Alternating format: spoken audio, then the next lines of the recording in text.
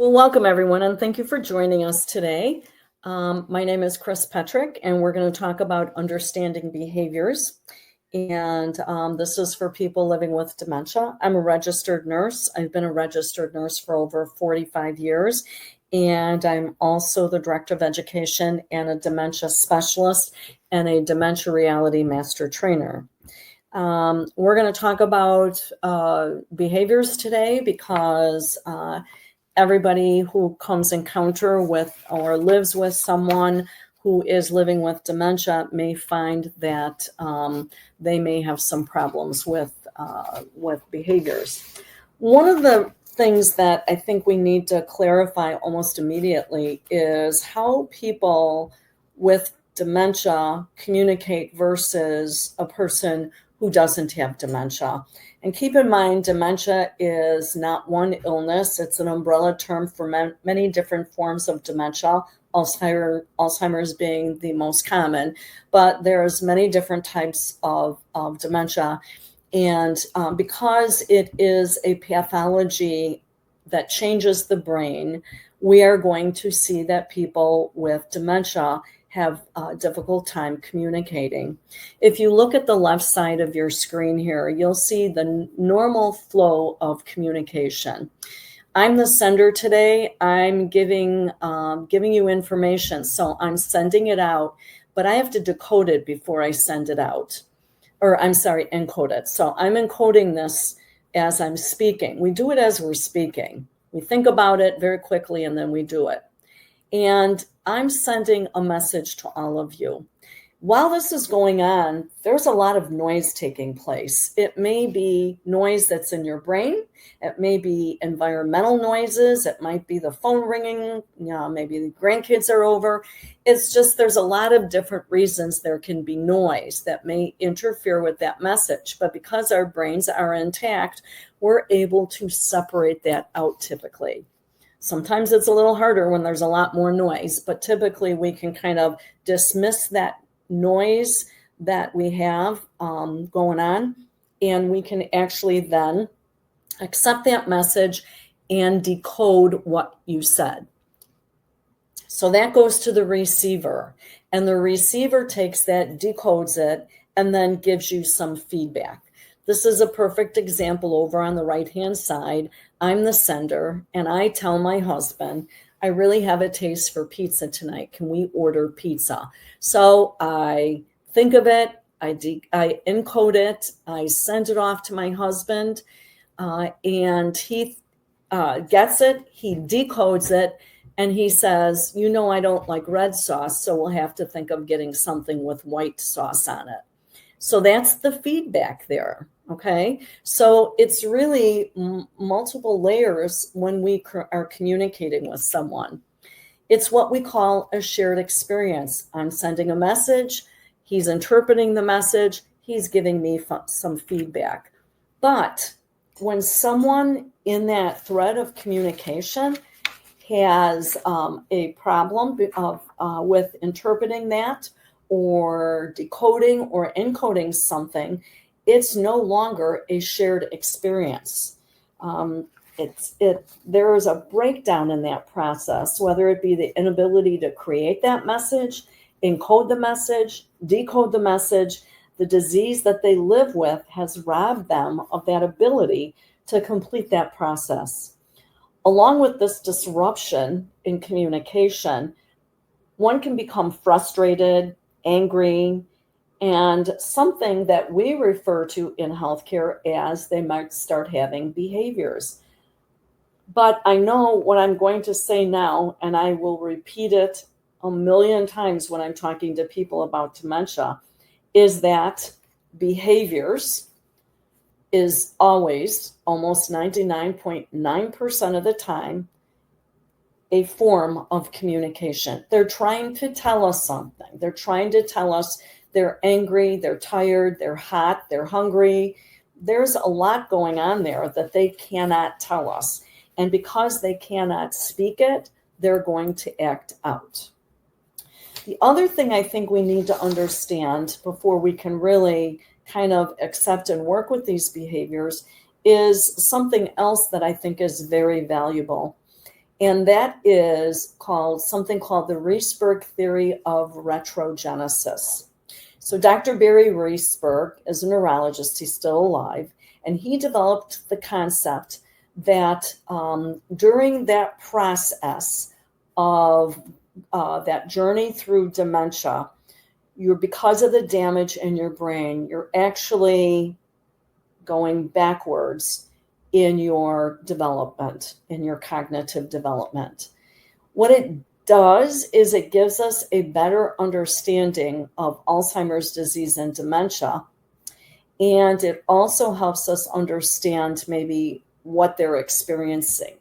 We never use this comparison of age to the stage of dementia to ever treat an adult who should live with respect and dignity until the day that they die. We're never talking about this Reisberg theory of retrogenesis to disrespect them. What we're trying to do is learn this so we can help them understand, help us understand what they may be going through. He also says, and we need to think about this, the last skills learned are generally the first to go. So if you think about someone in their mid to later, going into late stage dementia, they can still feed themselves. Even though they may not be able to use a fork or a spoon anymore, they use their fingers to put their food in their mouth. So that's one of the last things that will go on someone with dementia.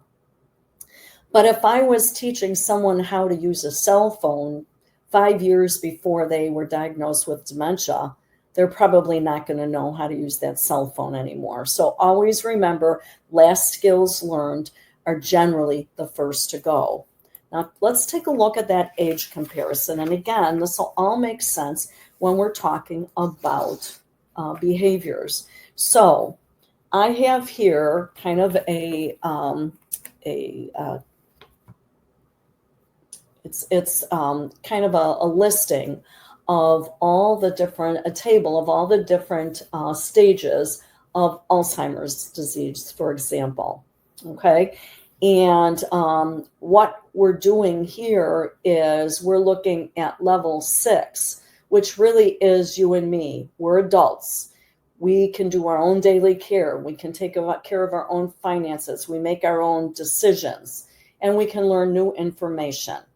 That is an adult. No problems with cognition there. Then we go into in between here, before level 5 and level 6, there's kind of a transition into this in what we call mild cognitive impairment. And mild cognitive impairment, you may start having some memory problems. You may have, and they might be very subtle, and you might start needing some assistance on things like finances, decision-making, organization, but you still can take care of yourself and your personal hygiene, and you can still feed yourself, things like that. That is, if we look at the relationship between this level, we're actually looking at someone who has the cognition of maybe someone in their early teens or 20s. They may need help with financing. Maybe they're going to buy a new car and they may need help making that decision. Maybe they're going to have a Halloween party and they might need help organizing that. Maybe they're moving into their first apartment and they may need some organization on that. So again, we're looking at this mild cognitive to maybe that early part of early dementia as 20s to early teens. The next level is level 4. And if we look at this, your ADLs is taking care of your personal care. So bathing, brushing your teeth, combing your hair, things like that. They're independent. They may need maybe a little bit of assistance. We might see some changes in cognitive skills. We will see some memory changes, but this group of people need more structure and more repetition. And here we're seeing something we call poor safety awareness. So how many times have people in the early part of Alzheimer's disease, for example, didn't use their walker? They got up and walked without their walker because they think they're walking fine.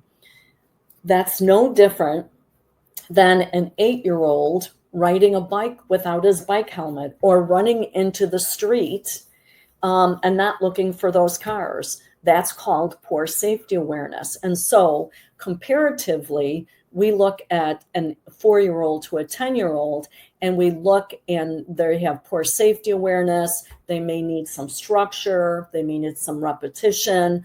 They may forget to take out the garbage because they may have some mild memory challenges if we're giving the 10-year-old a job to take out the garbage every day. So we look at that for comparing. And I'm going to come back and talk about this in a minute when we get done with this table. Here, we're looking at more middle stage dementia. They need help with their daily care. They need full assistance with their ADLs. They're brushing their hair, brushing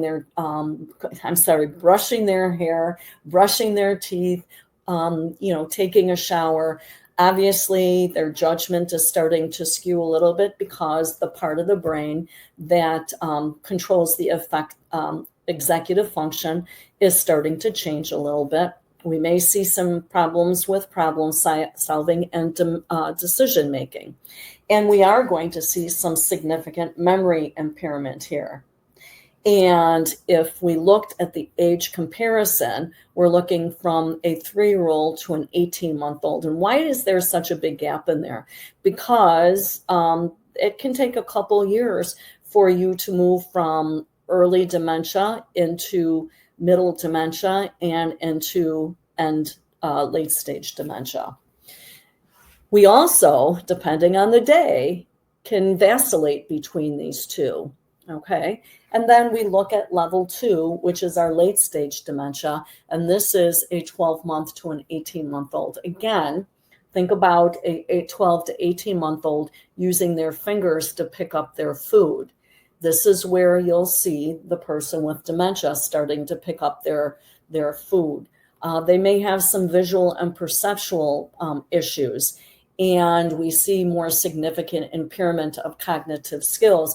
And it might be something as simple as looking at these ages and saying, what do these people do, this 12 to 18 months old? How do they busy themselves? What are they able to accomplish? And we don't want to stick adults into a situation where they're being treated like children, but we need to think about that age comparison as far as how maybe their behaviors will be. And then this is end-stage dementia, all hands on deck, 24-hour care. You never would leave a baby alone, so 0 to 12 months of age. All right, so where am I taking this? Let's go back to this 4 to this 10-year-old. And they go to the hospital because maybe they have a urinary tract infection. And they go into the emergency room. The emergency room we know is very busy. It's lights and buzzers and whistles and people moving back and forth, and it is sensory overload. Plus, that 10-year-old doesn't know anybody in that emergency room. So if you were someone who had a 10-year-old and you dropped them off at an emergency room and said, I'm going to go grocery shopping while you're waiting, I'll be back later. Or they take you back into the room and you say, I've got to run an errand, I'll be back later. What's that 10-year-old going to do? He's going to scream and shout and cry, I want to go home. That's exactly how, because it's so overstimulating, that's exactly how we see someone who's in their middle stage of dementia act when they go to an emergency room and no one they know is with them. Maybe they were taken from a nursing home or an assisted living right to the emergency room. They're going to be trying to climb out of the cart. I want to go home. And they might start yelling and screaming. They might hit at people. These are what we call behaviors because they cannot verbalize. I'm scared. This is too stressful for me. I don't know what I'm doing here. Their only way to get the attention and to let people know there's something going on internally with them, with their emotions, is they're going to start acting out. And that is what we call behaviors. And remember, behaviors are typically a sign that someone's trying to communicate with you. So how do we effectively communicate?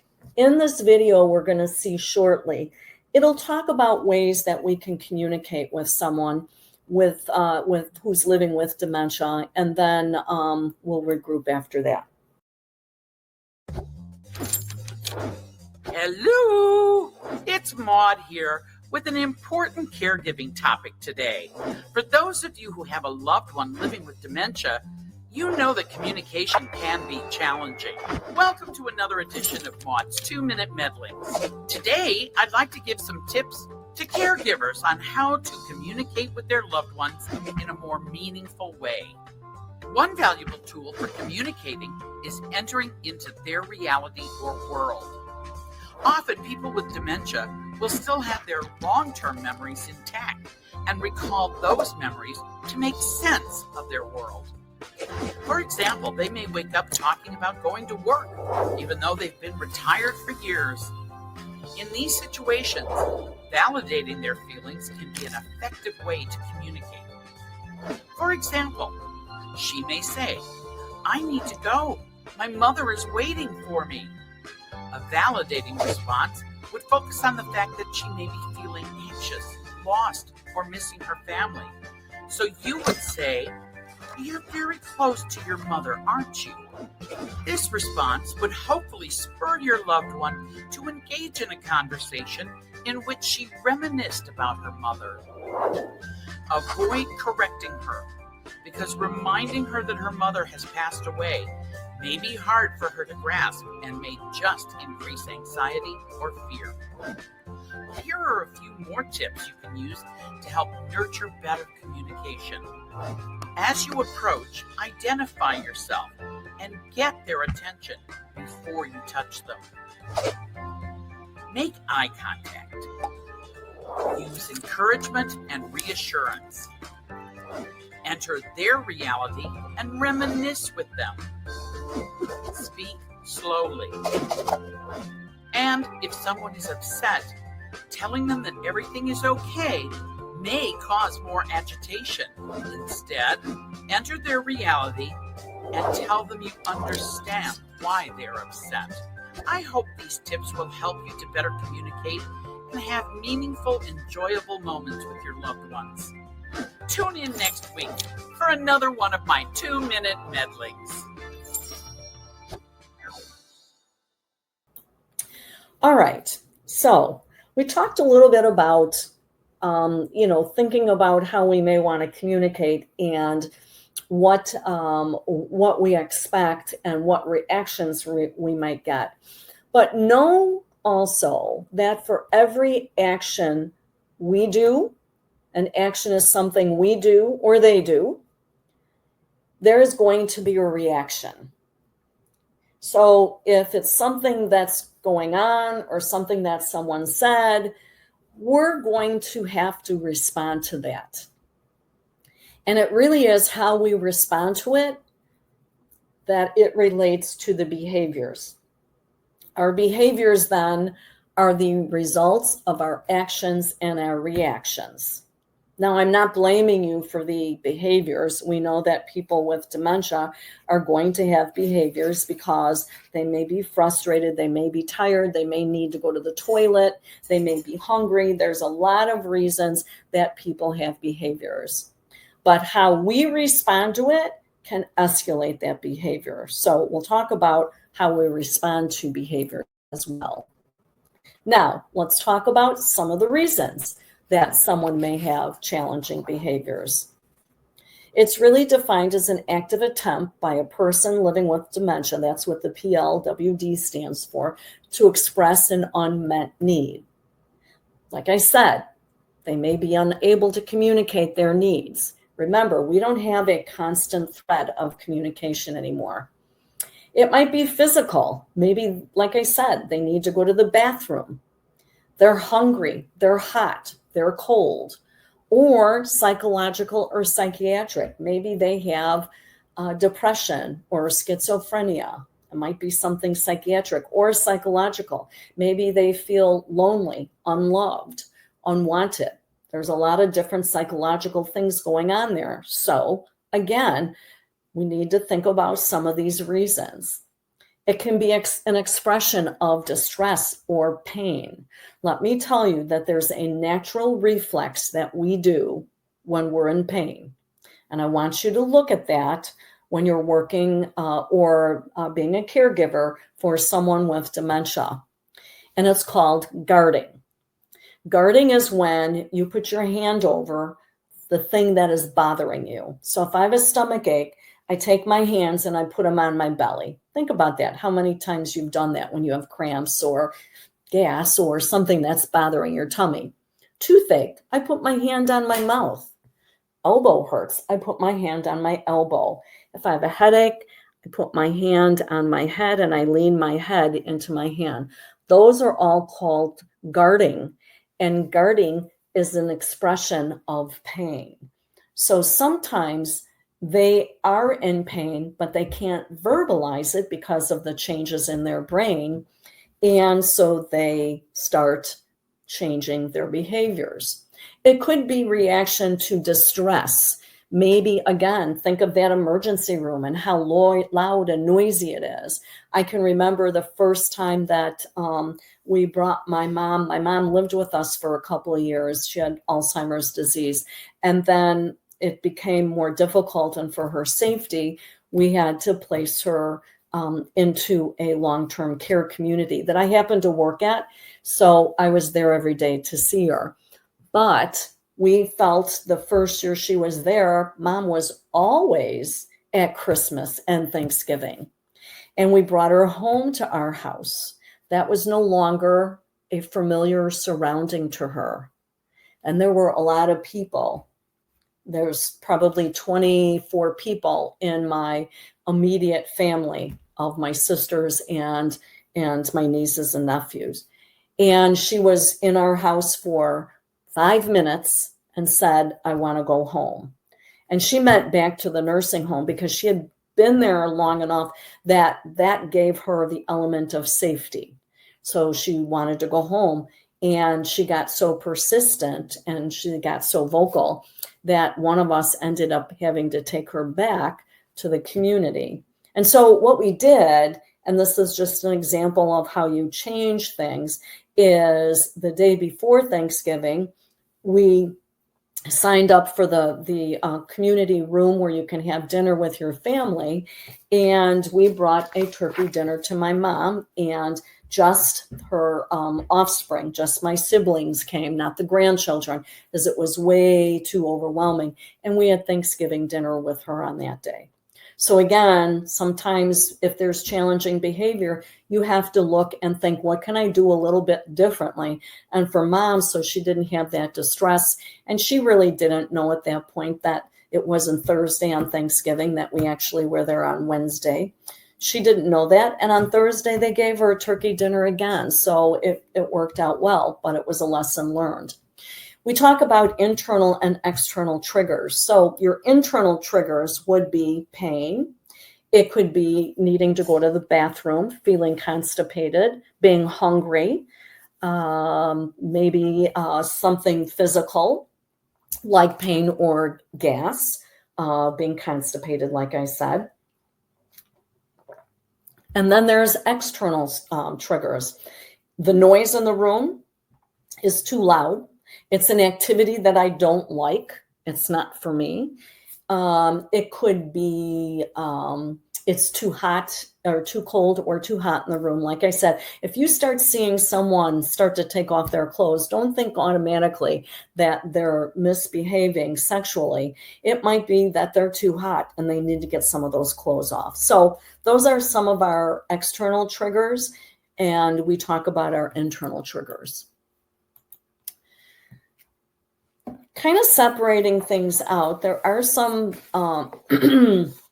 behaviors that are a little more challenging, or we may add to some of those challenging behaviors. What I'm going to say now is the question that you need to ask yourself, and that is this challenging behavior causing them stress or distress, or is it causing me stress and distress? Let me give you an example, maybe wandering. Maybe someone needs to get up and wander. Is that a problem for me? Well, it might be if the door is open and they wander out the door and they get injured, or they open up the door to the basement and they fall down the stairs. So you do need to have safety precautions if you have someone living in your home. But if they're sitting in a chair all day and they're not moving, they need to get up and moving.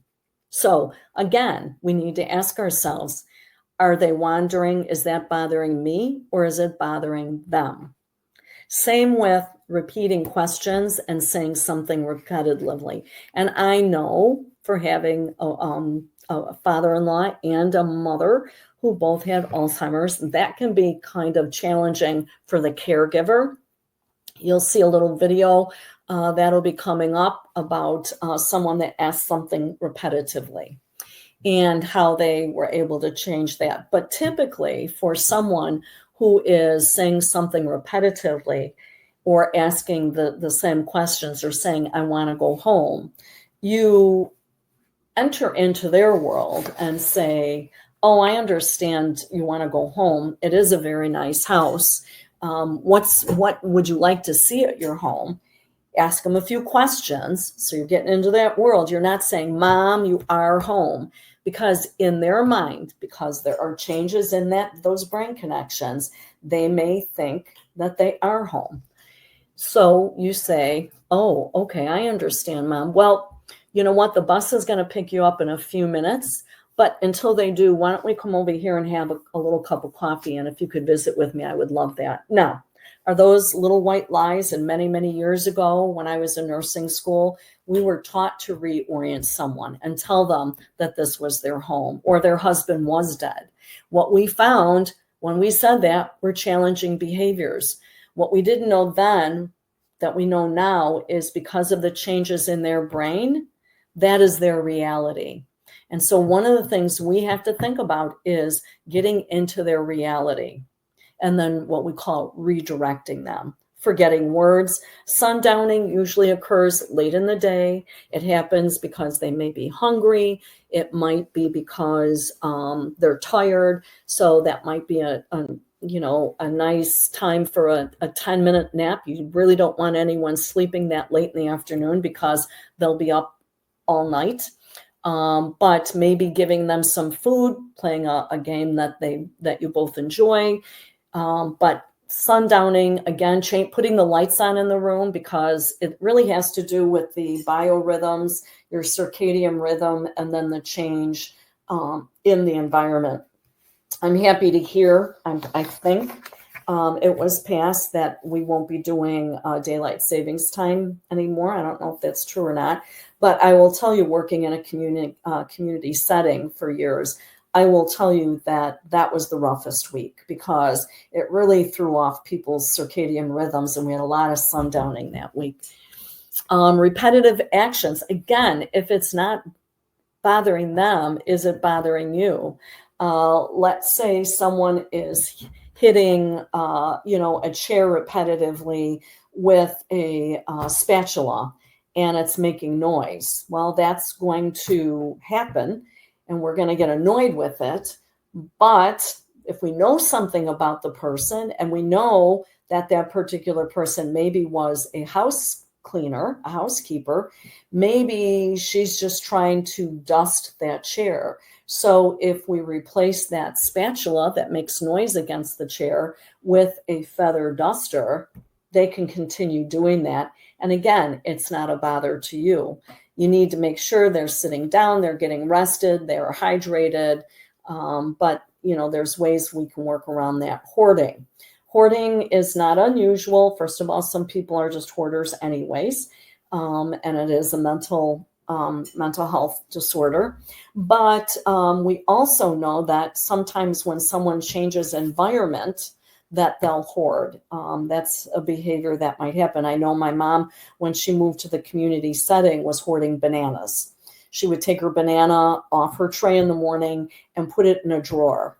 And I opened her drawer once and there were 6 bananas in her drawer. I didn't know she was hoarding them. I went in there to get something else and I saw these 6 bananas. Well, you're going to end up with bugs. So I talked to the dining staff and said, if she brings a banana, please let someone know so they can, take it out of the dresser.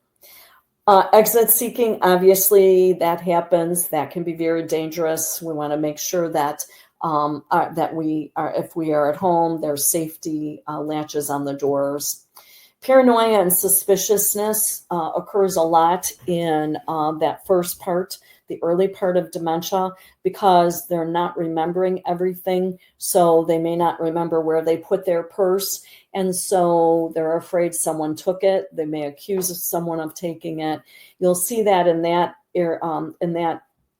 early to going into middle stage. But once they have a significant loss of memory and they don't realize that anything is happening, that typically will go away. Refusing care is a hard one. Try to make the environment as nice as possible for them. Find out when they typically do their care. Is it in the morning or the evening that they shower or bathe? Make sure that you have safety rails for them. You don't leave them alone. And they have a right to refuse. An older adult, because of their skin tissue being thinner, they don't need a complete total bath or shower every night. 2 times a week is plenty. The other days you wash their face, their armpits, their private areas, and maybe their feet and their hands, because they are touching a lot of things. But other than that, they have a right to say, I'm not getting in the shower today. So that can be a struggle. Hallucinating is very common in certain types of dementia, not all of them. If they're hallucinating and it's not bothering them, then it shouldn't bother you. Again, what you're going to do is go into their reality. So Parkinson's, in particular, there's some hallucinating that happens in that one. It's pretty common. And usually the things that they see are small animals or small children. So if I say to my caregiver, I see a little baby on the floor here, and she's got a cute little outfit on, you might say, instead of saying, no, John, there's no baby on that floor, I don't know what you're looking at, you might say, she is cute. I like her dress too. I wonder what her name is. And you have a conversation, a quick, reality conversation with them because they see it. And then you say, John, why don't we go in the other room and see if we can grab some water for our baby? By the time you get to the next room, that idea that that baby was sitting at their feet is probably gone from their memory. Anxiety. Some people are, if you have a mental health issue before you have dementia, it doesn't go away because you're having dementia. So if you have anxiety, depression, paranoid schizophrenia, PTSD, any of those mental health disorders, those may raise their ugly heads in dementia. So again, learning how to deal with those along with the dementia, and you may need some help with that. But again, always trying to get into their reality is the most helpful thing, with a calm, soothing, and a calm, soothing voice for themselves. So if we can't control them and they start hitting, kicking, and biting, and I don't mean control in a bad way, I mean redirecting them, getting in their world, and that's not working, and they're hitting, kicking, and biting, you need to set boundaries. That's not acceptable. Make sure that they're safe and make sure that you're safe.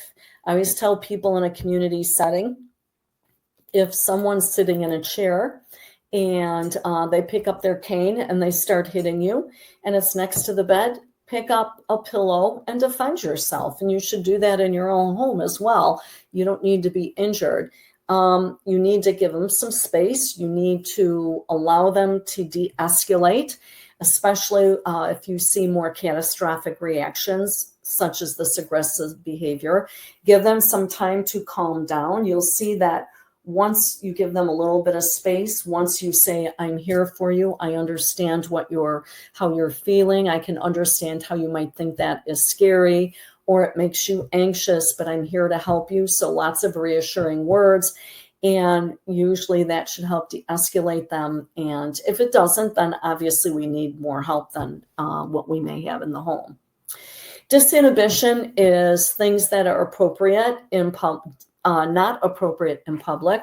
Any sexual advances, walking around without the appropriate clothes on, saying things that are inappropriate. Anything that's not socially appropriate is what we call disinhibition. And you may see someone experience when they're moved from one area to another area. So my mom also had that when we moved her from her independent living to assisted living. And when she got there, she was going up and kissing everybody. And we worked on me getting there more frequently. This was not connected to the area that I worked at, so I had to physically drive there and go there every day. I was the one that was the closest. So, and my sisters would, make that effort at night. So, and I would go at lunchtime, and this lasted for about 2 weeks, and then everything seemed to settle down.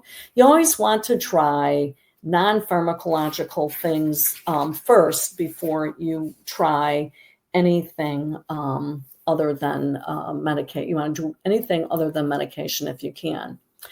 So this is common behaviors in early stage boredom and depression. You might see some personality and behavioral changes. They may be complaining about their memory because they may know there's something. And then that's when you'll start to hear the repetitive questions.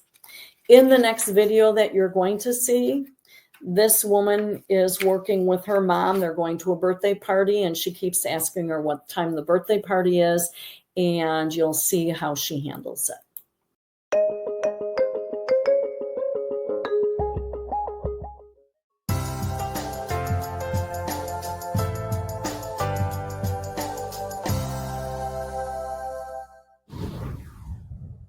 Grandma asks the same questions 50 times a day. What time is it? And what are we doing? I get so frustrated because even after I answer the question, she'll ask the same thing again a minute later. It's driving me crazy.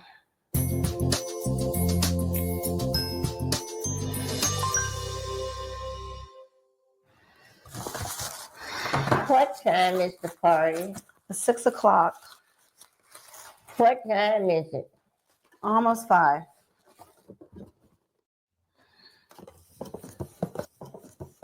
What time is the party? Weren't you listening to me? I answered that 2 minutes ago.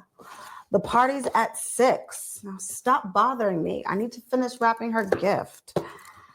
Repetitive questions are a common behavior in those with dementia. Many families find themselves at a loss for a solution and become frustrated with this behavior. Repetitive questions are often triggered by anxiety caused by memory loss. The best approach is to reduce these triggers and focus on alleviating anxiety and uncertainty. As disease progresses, people with dementia lose the ability to remember what they have just said or done. Sometimes it is their inability to express a need or emotion.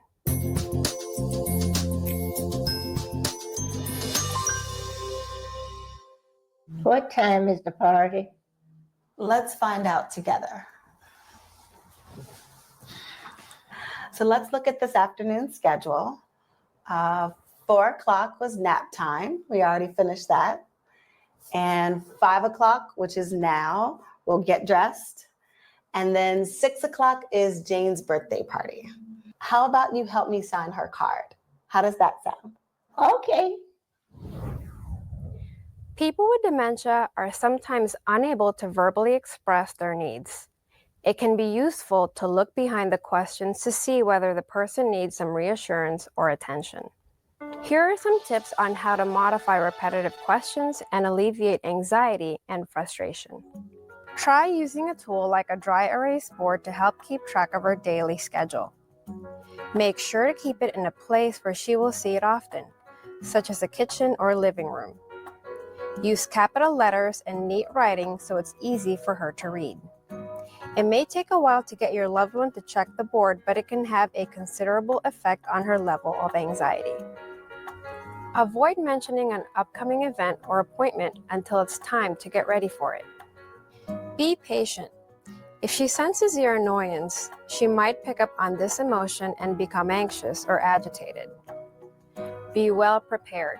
If you need to be somewhere, get yourself ready ahead of time so that you may focus your attention on helping your loved one. Avoid visual cues that can trigger the questioning, like a birthday present or purses and keys by the door. Do not rush your loved one for appointments. Allow plenty of time for her to prepare for whatever activity is on the schedule.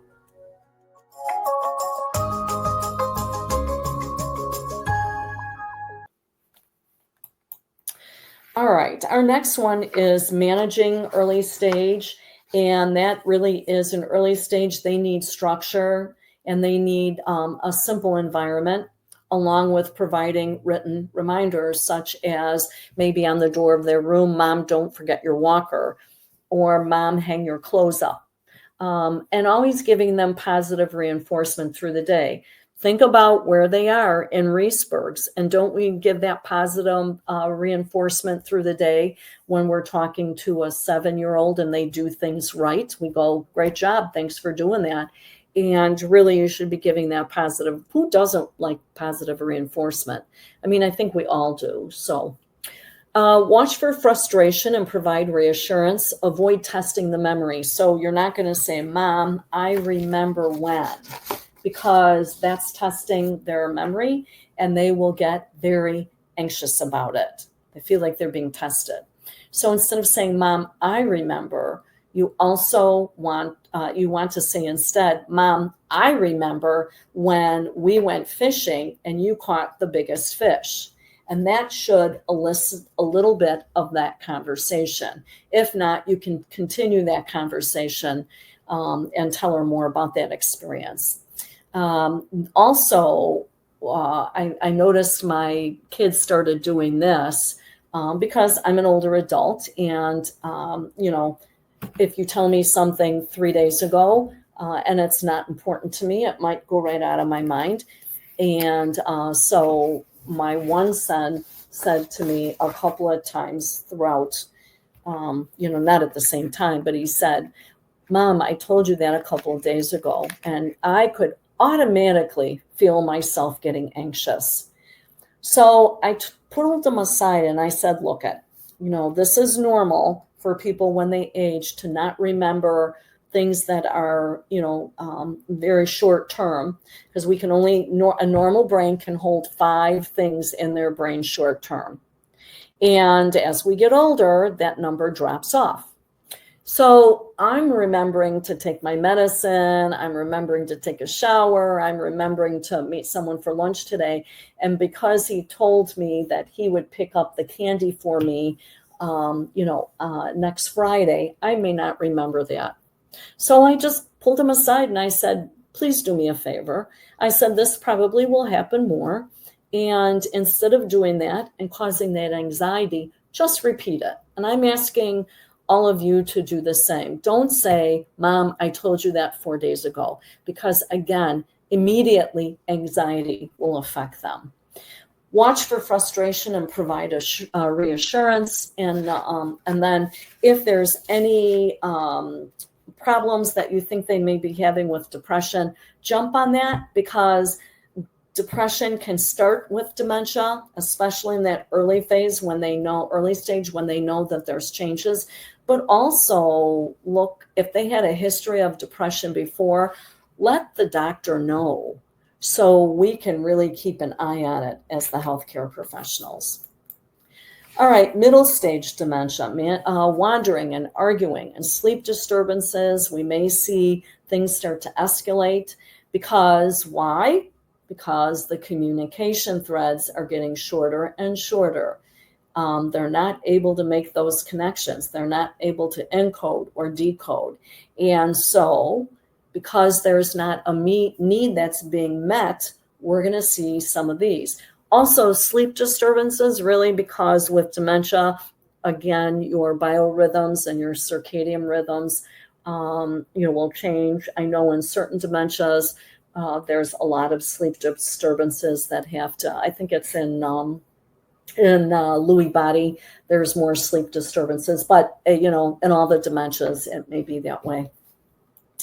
So what are we going to do? We're going to break things down into small steps. They only can understand or hear every third word of what you're saying. So if you're saying, I want you to take this basket of flowers and put some water in that vase and put it on the kitchen table, they're going to hear vase, flowers, table, and they may not know. So you might get a vase that doesn't have water in it. So break the task down into small steps. Mom, would you take these flowers in the kitchen? Thanks, Mom. Now, can you take this vase and fill it with water? Thank you, Mom. Now, let's go ahead and put the flowers in the vase. You also need to think about giving them more time to respond because it takes about 15 seconds for the brain of someone with dementia to process what you're saying. So 15 seconds. If you say, Mom, did you go to the bathroom? You're going to count in your brain for 15 seconds. 1, 2, 3, 4, 5, 6, 7, 8, 9, 10, 11, 12, 13, 14, 15. How many of us wait when we're working with someone or caring for someone with dementia? 15 seconds, it seems like a lifetime, and we're all in a hurry. But that person may not grasp everything you're saying if you don't allow them that time. Always address them by name. And if this is someone new to you, if you're not their normal caregiver, you're going to introduce yourself to them using your name. Know what their trigger behaviors are. If there's someone that's coming over today and it's their brother that they never got along with, you may expect some behaviors you just don't know. So, but kind of get the feel for that. And then again, want to move that trigger away from them. Be assuring, use simple answers, simple questions. You've got to let go of the little things. Because there's damage to the brain, they may say things and do things that are not characteristic of them and may be offensive to you. And you can't hold them responsible for this. It's the disease speaking.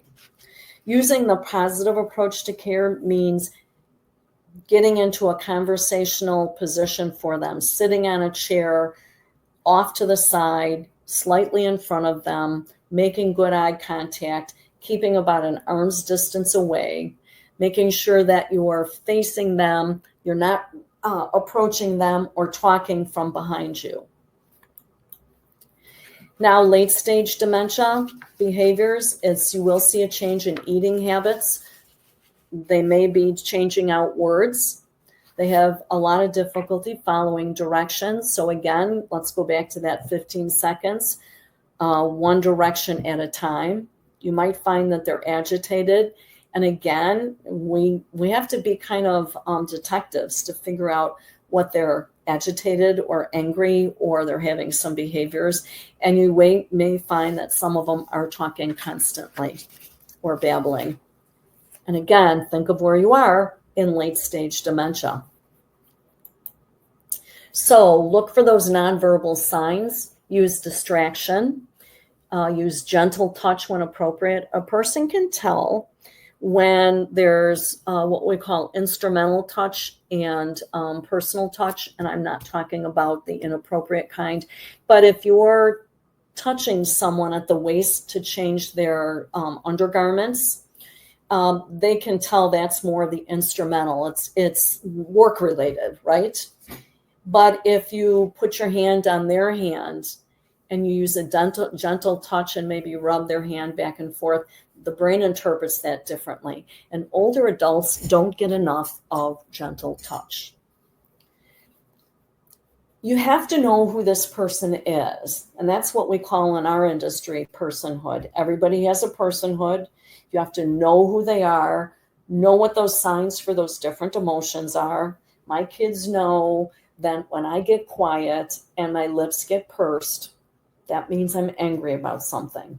So they know my personhood. They know what I like. They know what I don't like. And so we have to kind of depend on that to make sure we're using the right approach. A little more about aggressive behaviors. It's obvious when we see those aggressive behaviors just from their actions, their words, their expressions, and they can escalate in an instant. So it's important to watch for these signs that a person is becoming more aggressive and starting to escalate.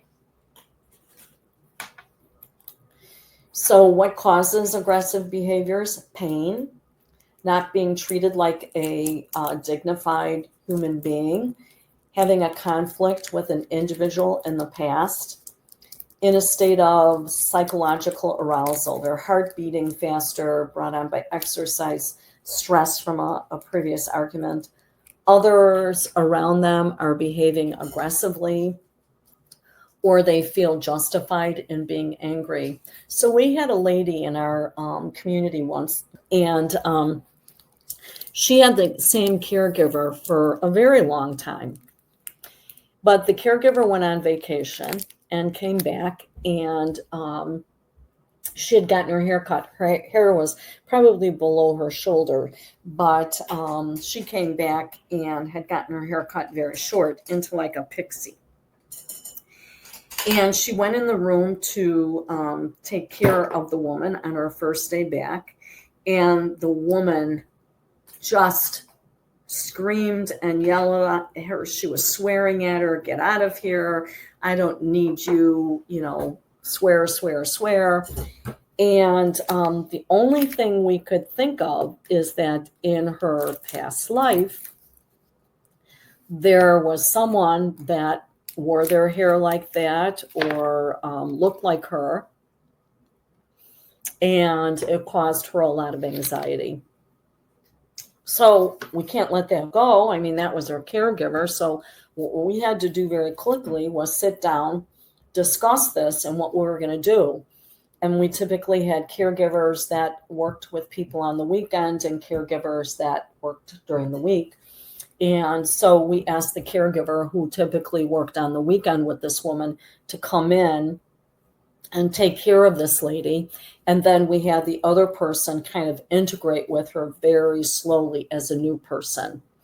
And it worked out well, but you can't just let that go. You have to make a plan for that. So that's what we did. And then eventually, when she became more friendly with the girl with the pixie haircut, she, accepted her and was allowed to come back and be a caregiver for her. So these are some of the causes for aggressive behaviors. Be careful how you're talking to older adults. You never want to talk in a patronizing or an infantile tone of voice. You don't ever want to humiliate or talk down to them. Using wrong names or inappropriate forms of address to them. Using jargons, you don't want to ever say you need to hop into bed. To someone who has dementia, they may mean that you want them to hop like a bunny into bed, believe it or not. So how about getting into bed? And again, step by step, have a seat on the bed. Let's get your feet over. So it's a little bit at a time. Telling people how they feel. Oh, come on, you don't really think that's bad, do you? And making assumptions for someone. trivializing a person's problems, worries, or concerns. Oh, it's not a big deal, Sally. To Sally, in her reality world, that is a big problem. Being over familiar with someone, I assume many of you have someone living at home with you or not, but when you meet someone new, don't just assume that you're allowed to use their nickname. You always need to ask people, what can I, what may I call you? So some people are just more aggressive by nature. Some people think that they can threaten other people with their behavior. Some people feel powerless, and they know that this might be the only way they can communicate with you. And again, sometimes it's pure frustration. Anybody that you know, sorry, that face fell right down off that paleness of the face. On how that happened. We'll have to fix that. Aggressive behavior and physical symptoms.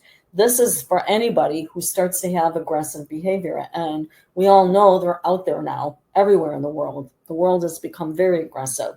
So take a look at these and know that any one of these can be a sign of aggressive behavior in someone with dementia, as well someone who's cognitively intact. That's when you're not working with someone with dementia and your job is to keep them safe, that's when you physically want to move away from these people or end your conversation. The thing is, we need to prepare. We need to know that person, what they're going to act or react to, and are there things that I can do myself or others or surrounding them that we can do to respond to those actions. Making sure that you're available to that person and letting them know, maybe if it's a certain time of day, such as sundowning, that you're available for them, that you understand what they're doing. And then preparing others, maybe someone comes over to visit your mom and they want to come at 3:00 and that's usually the time that mom is sundowning. So you might, let them know that's not a good time. You're advocating for that person, and that's the important thing. And then think about how, when something happens, how can I prevent that from happening again? Is it, how do I redirect that person or someone else to avoid this action? And how can I meet their need?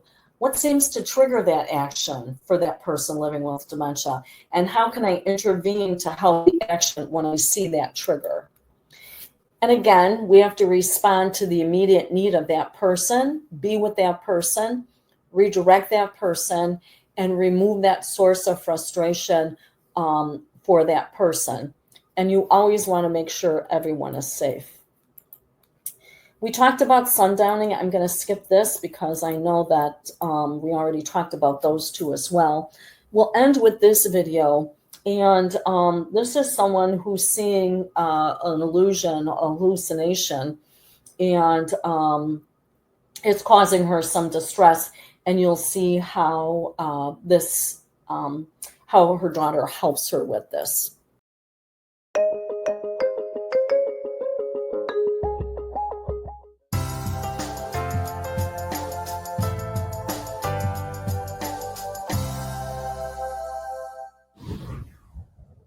My mother's been waking up in the middle of the night and seeing things in her room that aren't actually there. We're both exhausted during the day because we're not getting enough sleep at night.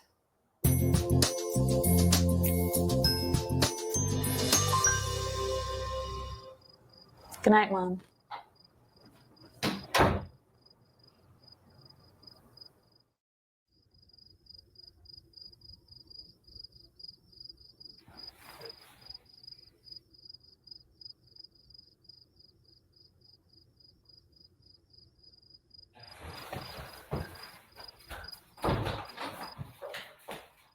Honey, help me. What's wrong, Mom? There's an evil man in the room. Mom, please. There's nobody here. No one's here. Go back to bed. Come on. Look, there's nobody here. All right, go back to bed. We've got a big day tomorrow. Come on. Good night, Mom. A person with dementia may experience hallucinations when the disease affects the regions of the brain that are responsible for interpreting sights and sounds. Hallucinations commonly involve seeing or hearing things that aren't there. They can transform ordinary, everyday experiences into frightening episodes. A good approach to reducing hallucinations is to identify and eliminate the objects or things that trigger them.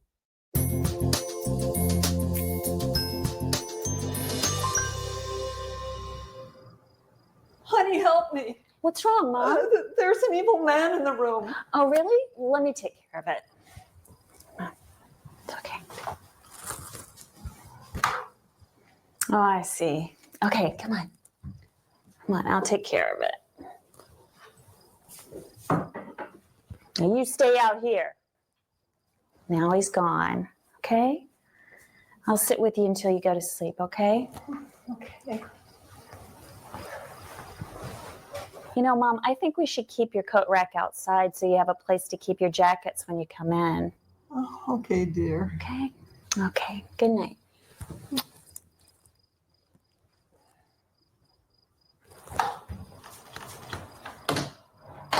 Remember, patients experiencing hallucinations are having a difficult time interpreting their surroundings. Remain calm, reassuring, and try to identify what may be triggering the hallucinations. If hallucinations persist after trying to eliminate them, be sure to discuss this with their doctor. Here are a few tips on how to reduce hallucinations. Look around and try to see things through her eyes. What might cause her to misinterpret what she sees?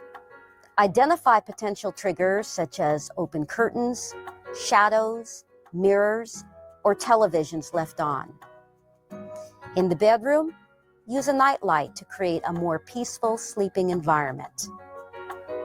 Always remember to remain calm and reassuring. Do not yell or scold her. Help her back into bed and reassure her that she is safe.